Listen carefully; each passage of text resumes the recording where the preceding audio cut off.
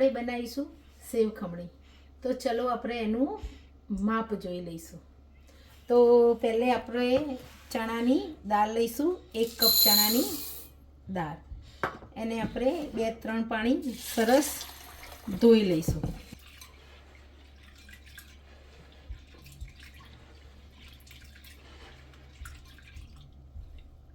એને 2-3 વાર ધોવું જરૂરી છે, કારણ કે મેથી અંદરથી જે કચરો હોય ને સારી રીતે નીકળી જાય. જે આ દાળ ઉપર જે ચોટેલું ફૂલ પાણીથી આપણે એને ભરી અને 5 કલાક માટે એને રેસ્ટ કરીશું.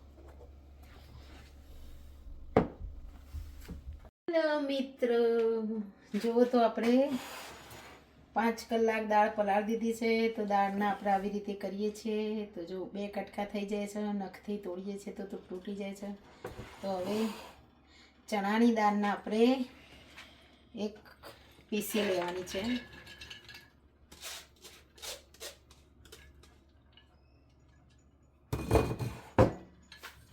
હવે આપણે એમાં એક મરચું નાખીશું, 2 આદુના ટુકડા નાખીશું,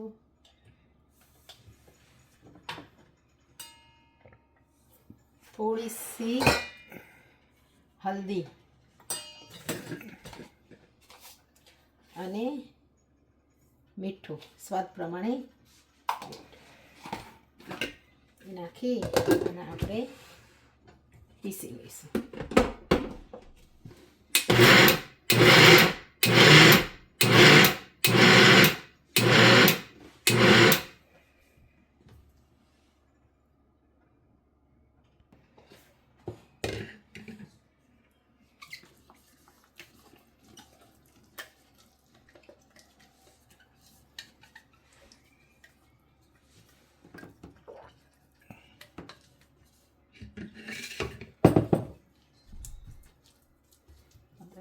તૈયાર કર્યું છે. હવે આપણે નાખીશું થોડી ખાંડ.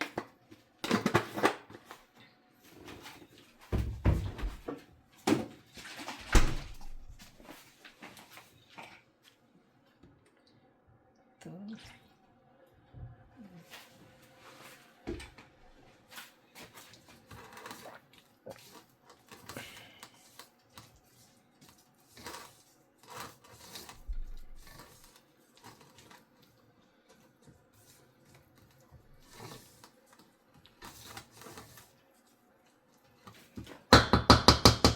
થોડી વાર રેસ્ટ આપીશું. 15 મિનિટ આપણે એને રેસ્ટ આપીશું.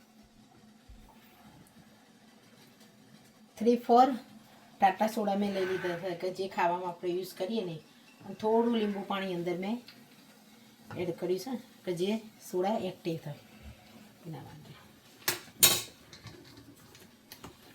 હવે આપણે એક જ ડાયરેક્શનમાં એને હલાય કરવાનું છે કે જે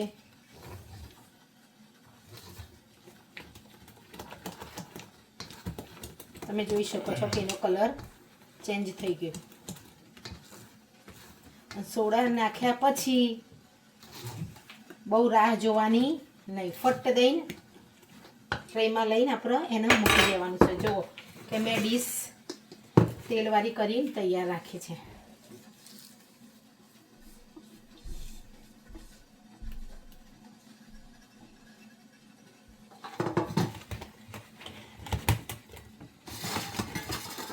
અને એક બાજુ આ તૈયાર છે.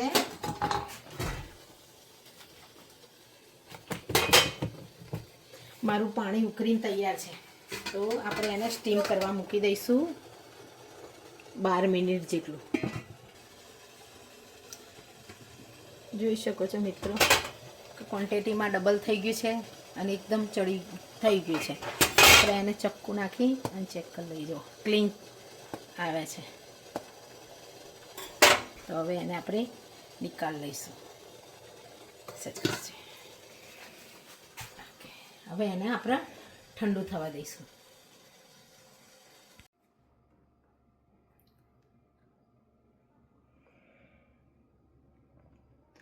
જો મિત્રો ઠંડા થઈને સરસ તૈયાર થઈ ગયા છે. મેં પીસ બી પાલ લીધા છે અને જોઈ શકો તમે ખમણ કેટલા સરસ સોફ્ટ અને સ્પંચી તૈયાર થયા છે. તો આપણે પહેલાં બનાવી લઈશું ચટણી. તો એમાં લઈશું થોડાક ધાણા અને થોડુંક મેં ફુદીનો લીધો છે. ફુદીનો મારું પ્લોઝન છે, દાણા ફ્રેશ છે. પછી મેં લીધું છે એક મરચું આપણે કાપીને લઈ લઈશું. મરચું તીખું નથી. ઓકે, હવે નાખીશું એક આપણે આ ખમણનું પીસ. એમાં નાખીશું થોડી ખાંડ, એમાં નાખીશું થોડું લીંબુ અને થોડું નાખીશું સ્વાદ પ્રમાણે મીઠું. હવે એને થોડુંક પાણી પહેલાં નાખીશું અને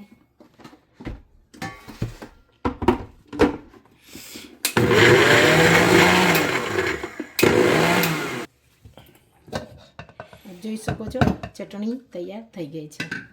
તો આપણે ચટણીને એક બાઉલમાં કાઢી લઈશું.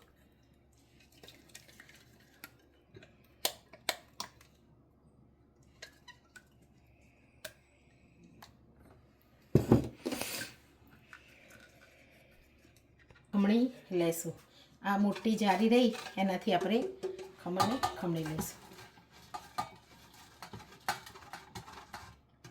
ઠંડા થઈ ગયા એટલે આસાનીથી ખમણાઈ જશે. સરસ.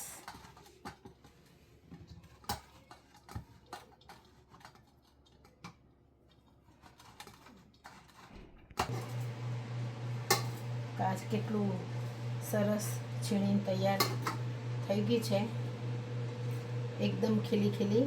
હવે આપણે વઘાર માટે તેલ મૂકીશું. 3 ચમચી જેટલું તેલ લીધું છે ને. હવે એમાં નાખીશું આપણે રાઈ.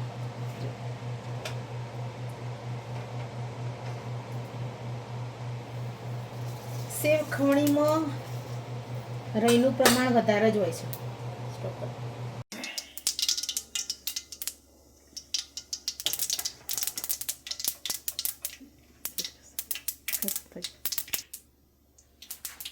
જોઈ શકો છો મિત્રો, રાઈ સરસ રીતે ફૂટી ગઈ છે. તો હવે થોડા નાખીશું આપણે કરી પત્તા, લીલા મરચાં,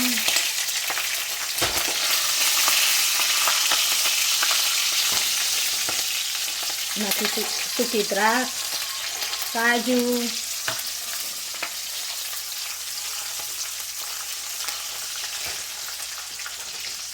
સારી રીતે સરસ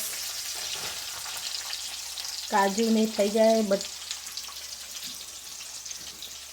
હવે આપણે નાખીશું અડધો કપ પાણી.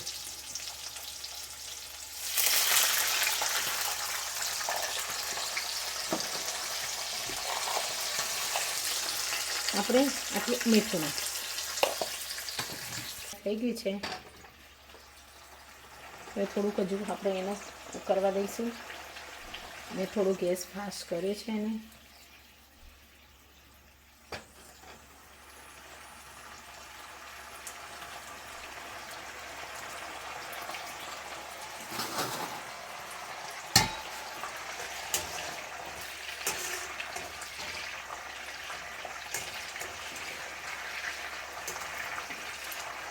મેં 1 ચમચી જેટલી ખાંડ નાખું છું. સરસ બધું મસ્ત ઉકળી ગયું છે. હવે આપણે નાખીશું ખમણ.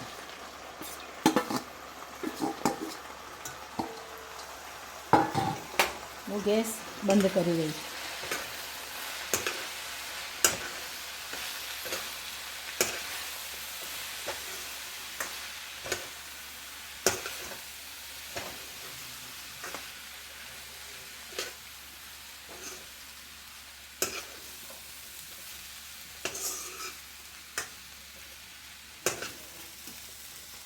હવે આપણે નાખીશું એમાં ધાણા,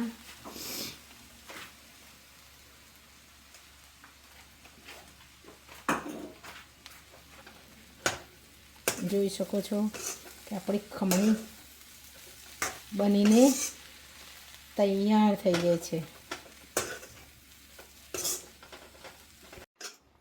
જોઈ શકો છો મિત્રો.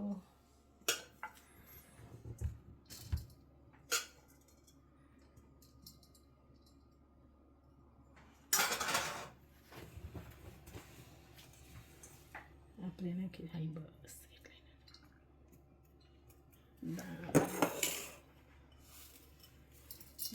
એટલે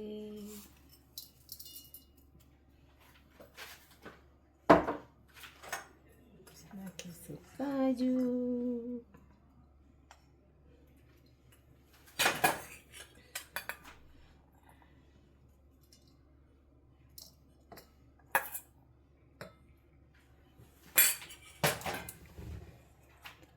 નાખીશું સરસ મજાની ચટણી.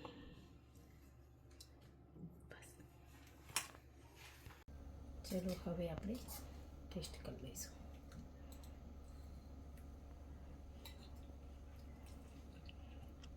ટેસ્ટમાં બેસ્ટ.